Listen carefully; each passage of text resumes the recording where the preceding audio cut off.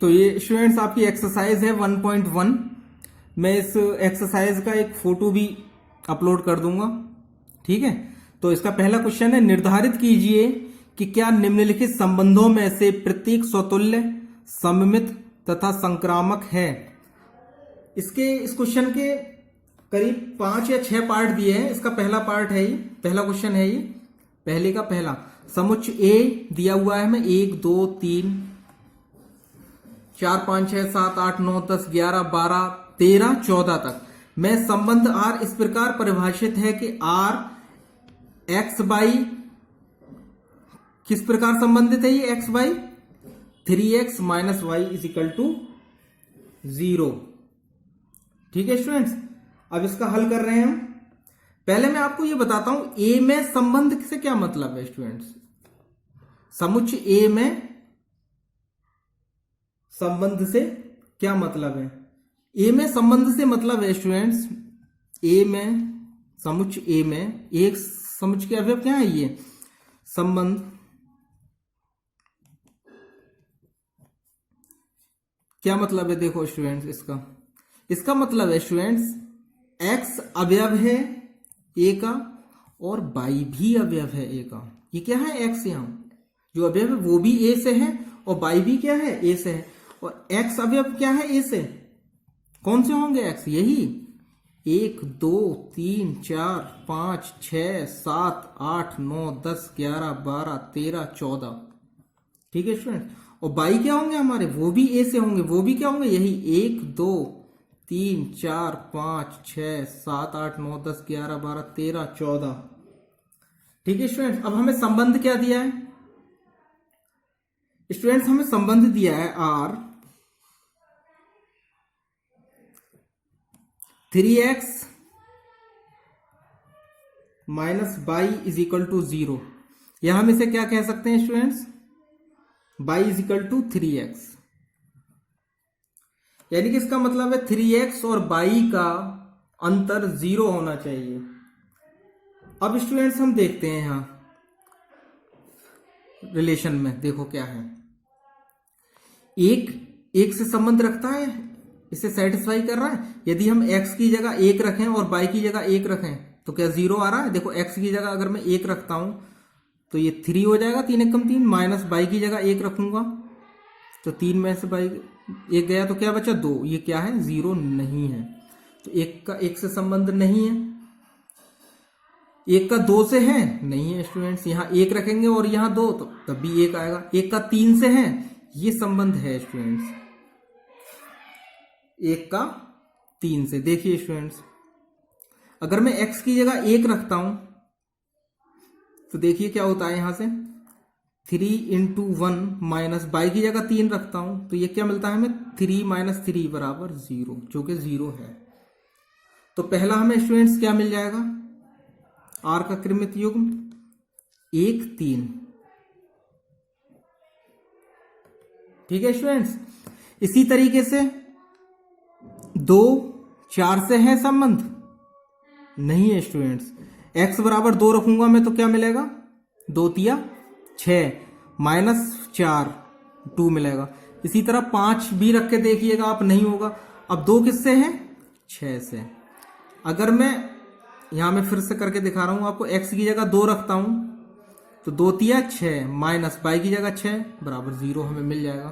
तो दूसरा हमें स्टूडेंट्स क्या मिला, 2 और 6। इसी तरीके से हमें स्टूडेंट्स अगला क्या मिलेगा,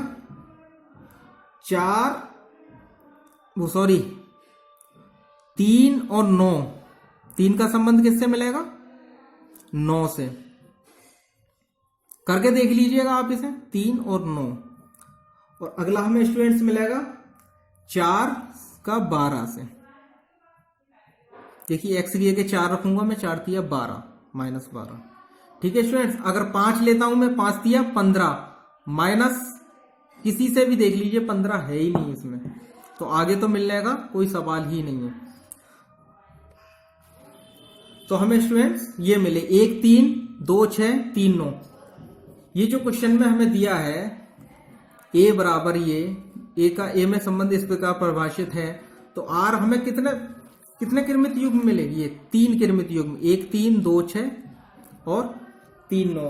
अब देखेंगे स्टूडेंट्स हम इसमें कि ये संबंध स्वतुल्य है या नहीं है। ठीक है स्टूडेंट्स, देखते हैं। तो स्वतुल्य संबंध हमारा क्या था, फिर से एक बार हम देखते हैं। स्वतुल्य संबंध, प्रत्येक ए इज द एलिमेंट ऑफ ए। तो हमारा क्या होना चाहिए, ए का संबंध किससे होना चाहिए, आर से। क्या ऐसा है? देखिए स्टूडेंट्स, एक का एक से संबंध है, नहीं है स्टूडेंट्स, एक का एक से संबंध, एक एक यहां कहीं नहीं है। तो हम यहां क्या लिखेंगे, सिर्फ इतना, एक का संबंध नहीं है आर से, इसलिए आर स्वतुल्य संबंध नहीं है। ठीक है स्टूडेंट्स। दूसरा हम देखेंगे सममित।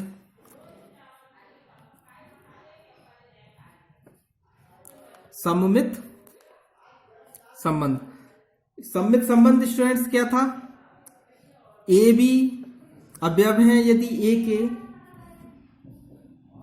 तो बी ए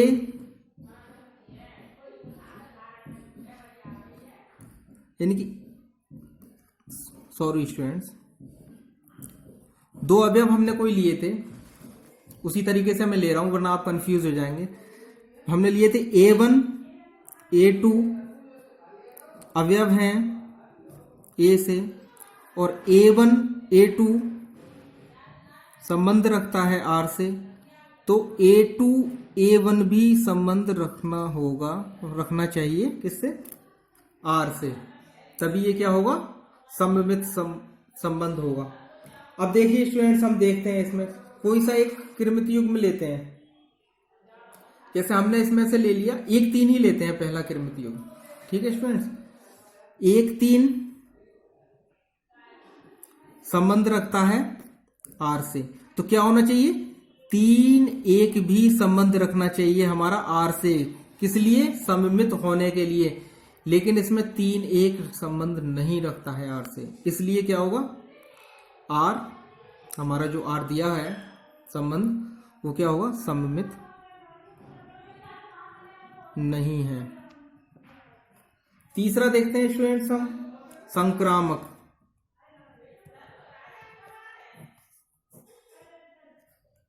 संक्रामक हमने लिया था A1 A2 A3 ए से संबंध रखते हैं, और यदि A1 A2 संबंध रखता है आर से, और A2 A3 संबंध रखता है आर से, तो क्या होना चाहिए स्टूडेंट्स, A1 A3 भी संबंध रखना चाहिए आर से, तब ये संक्रामक संबंध होगा। अब देखते हैं स्टूडेंट्स, इसी को लेते हैं 1 3 को। 1 3 संबंध रखता है आर से, और अगला क्या है स्टूडेंट्स, 3 9।